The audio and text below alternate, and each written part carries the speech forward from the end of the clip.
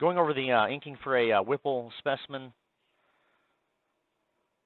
So here we have the pancreatic head or neck, which is inked black.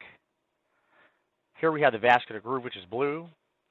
Here's the uncinate, also known as the retroperitoneal or superior mesenteric artery margin here. The common bile duct orange, and the remainder of the free surfaces or soft tissue margins red. We've got our proximal here, distal here.